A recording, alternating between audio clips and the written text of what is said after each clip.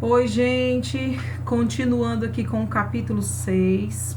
Muita gente achava que a gente tinha terminado, né, quando conversamos sobre os transportes, mas não, tá?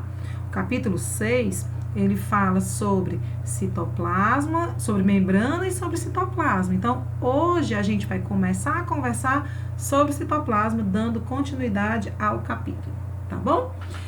Vou pedir que vocês tenham muita atenção, já que vamos continuar conversando sobre célula, tá?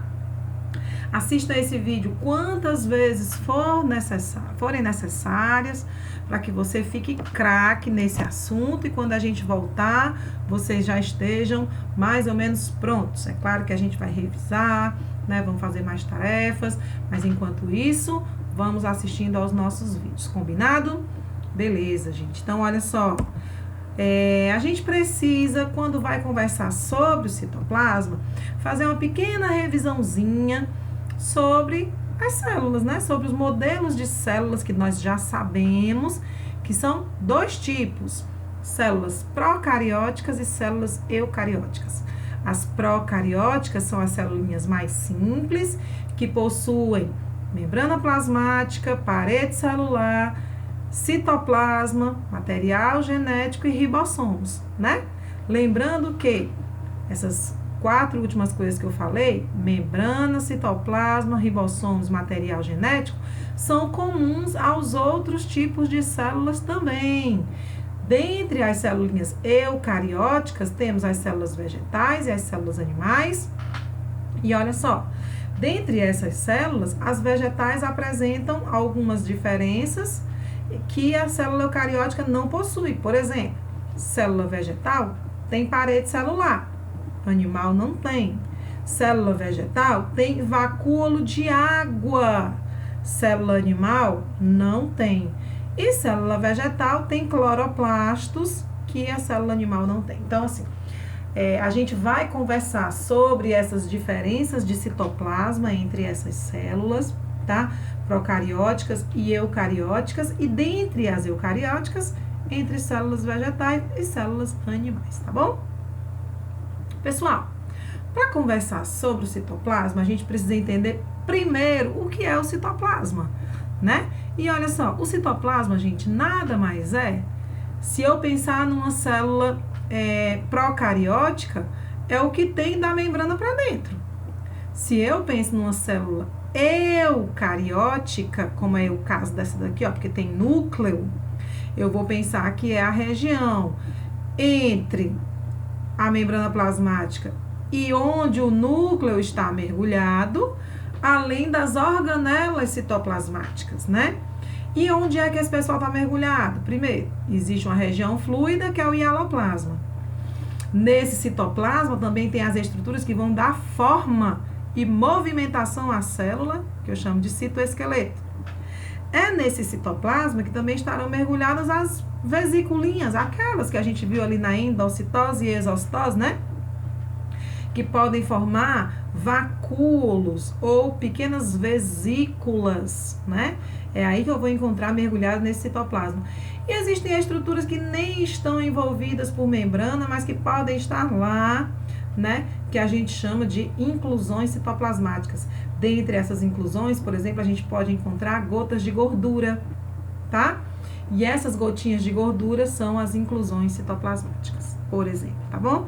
Grãos de glicogênio, de amido, tudo isso são inclusões, tá bom? Para começar a estudar o citoplasma, gente, a gente precisa dizer que nos procariontes, esse citoplasma ele é muito simples. Ele é constituído pelo hialoplasma, que é uma região fluida, vamos já conversar sobre ele, que é constituído basicamente por água e proteínas, alguns íons dissolvidos. É onde a gente vai encontrar os ribossomos mergulhados e o material genético dessas celulinhas, tá? Aqui, nesse capítulo, a gente vai falar basicamente sobre o citoplasma das células eucarióticas, que é o citoplasma mais organizado, é o citoplasma que tem mais organelas, e por isso a gente vai estudar cada uma dessas organelas em separado, tá bom? Olha só, e para começo de história, o que é hialoplasma? Rose, eu pelejo, acho que tu já falou, mas eu não consigo entender. Gente, nessa imagem aqui, eu acho que fica bem claro e fica mais fácil pra gente poder entender, ó. Esquece essas duas figuras, foca nessa primeira. Nessa primeira figura aqui, ó, eu tenho uma célula completa, ok? Aqui, ó, essa aqui é a celulinha que tá completa. Ela tem membrana plasmática, aqui é a membrana, aqui, ó, o núcleo dela, tá vendo? Tá cheio de organelas, então, ó, essa aqui é a célula completa, ok? Gente, se eu retiro a membrana plasmática e o núcleo, olha só o que que sobra. Sobra o citoplasma, ok?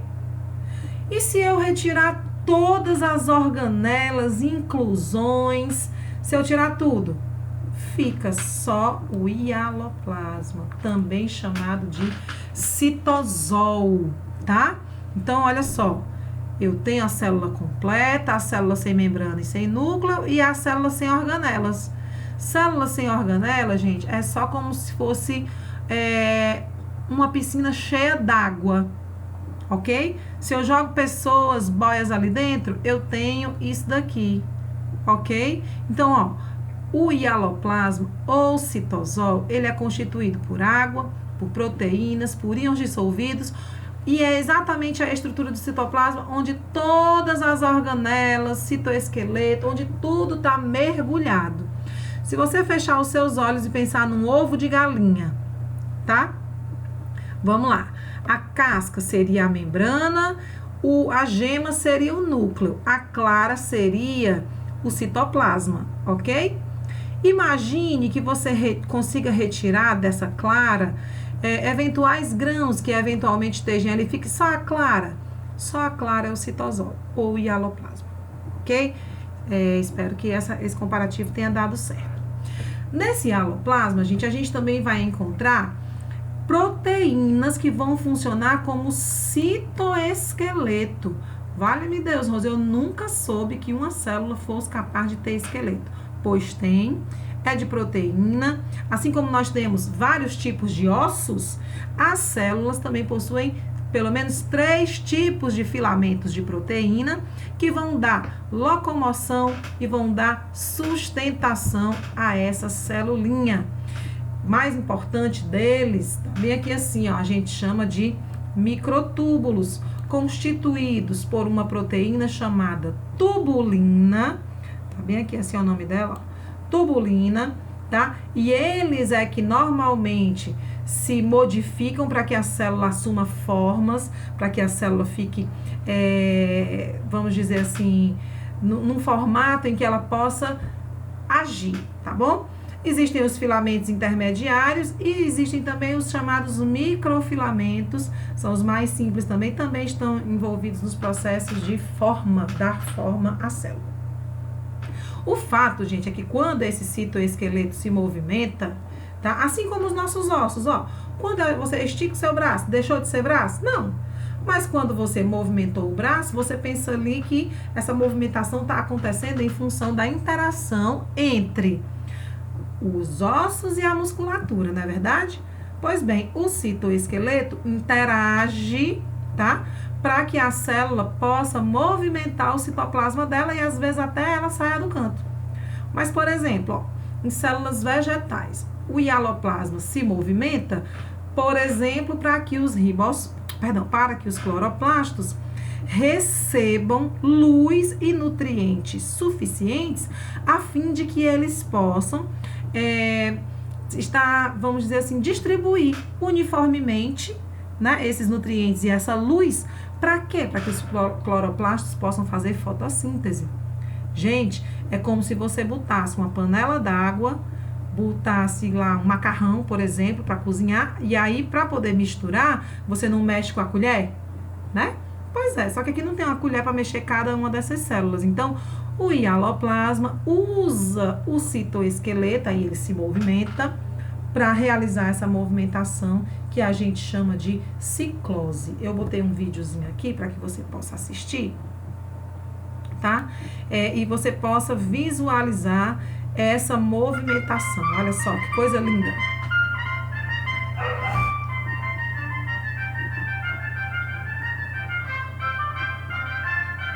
Perceba aqui, ó,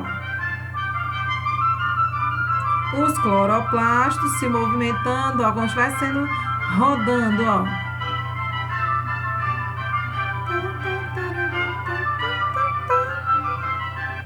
Adoro essa musiquinha fofa. Então, olha só, perceberam? Essa lâmina aqui, gente, foi feita. E sabe por que esse pessoal aqui começou a rodar? Por conta da luz do microscópio, gente. Coisa mais linda do mundo, tá? Eu botei a lâmina, né? Esse vídeo não fui eu que fiz, mas a gente fez um semelhante na escola, porque eu não consegui gravar. A gente bota a lâmina, tá?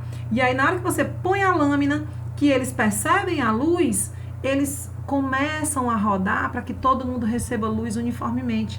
Esse processo é o que a gente chama de ciclose, ok? Mas tem um outro movimento que, inclusive, nós já conhecemos, tá? Que formam os pseudópodes. Que movimentos são esses? Esses a gente chama de movimentos ameboides, tá certo? Esse movimento ameboide, gente, também realizado pelo citoplasma, pelo citoesqueleto, proporciona a formação dos pseudópodes tanto para a alimentação quanto para a locomoção da celulinha, ok? Deixa eu colocar aqui. An amoeba moves across the field at 25 times real speed.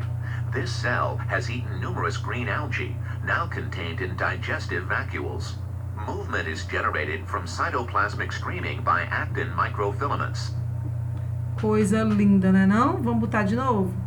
Deixa eu ver se eu consigo. Coisa linda. An amoeba moves across the field at 25 times real speed. This cell has eaten numerous green algae, now contained in digestive vacuoles. Movement is generated from cytoplasmic streaming by actin microfilaments. Olha só, você percebe, gente, o citoplasma se movimentando a partir dos microfilamentos, a partir do citoesqueleto e, consequentemente, proporcionando a locomoção dessas células, tá certo? Então, ó, movimento do citoesqueleto. Para que serve o citoesqueleto? Ele serve para dar forma e locomoção à célula, ok? Dentre os movimentos citoplasmáticos, os mais importantes, a ciclose e o movimento ameboide, ok? Muito bem. Para a gente fechar aqui, o que a gente vai estudar? Nós vamos estudar, gente, todas as organelas celulares, todas as organelas citoplasmáticas das células animais e das células vegetais, ok? Nas células animais e nas células vegetais, a gente vai iniciar classificando as organelas em dois tipos. A gente chama de organelas membranosas e organelas não membranosas. Dentre as organelas não membranosas, existem os centríolos, bem aqui assim, ó. Sabe de que são feitos os centríolos? De microtúbulos de tubulina. Por isso eu disse que esses microtúbulos são os mais importantes, ok? Além deles, a gente também tem como organelas não membranosas os ribossomos, que podem estar aqui, ó, livres no citoplasma ou aderidos a organelas membranosas. Dentre as organelas membranosas, a gente tem uma grande variedade. A gente tem os retículos endoplasmáticos, o rugoso e o liso. A gente tem os peroxissomos. Existem também as mitocôndrias, os lisossomos e o complexo golgiense, ok? Essas são as organelas membranosas que a gente vai estudar. Lá nas células vegetais, além de todas essas organelas que eu já mencionei, ou seja, retículo endoplasmático rugoso e liso, complexo golgiense, mitocôndria. Aqui nesse modelo ele não falou dos peroxissomos, mas também aqui eles, ó, peroxissomos, que aqui recebe outro nome, chamam-se glioxissomos, tá? e os lisossomos também, a gente vai conversar sobre os cloroplastos, tá? E ao final desse capítulo, gente, nós vamos estar muito mais sabidos sobre célula, sobre citoplasma. Estaremos prontos, inclusive, para entender o funcionamento do metabolismo energético que vai envolver cloroplastos e mitocôndrias. Ok? Então, assista esse vídeo. Quando você terminar, o que você vai fazer? Você vai fazer a tarefinha de casa. Vai lá no livro, página 149, questão 5, página 64, questão 4, página 65, questão 20, 66, 22, 23 do CE. Vai fotografar, mandar a fotinha lá no grupo para que eu possa corrigir e, consequentemente, a gente possa fazer, para que a gente possa assistir essa aula e tirar essas dúvidas, tirar a limpo tudo isso, ok? Então, o primeiro passo é você assistir o vídeo, ficar bem craque e, consequentemente, a gente aprender cada vez mais e minimizar os efeitos aí dessa quarentena, tá bom? Beijo grande, até o nosso encontro. Tchau, tchau.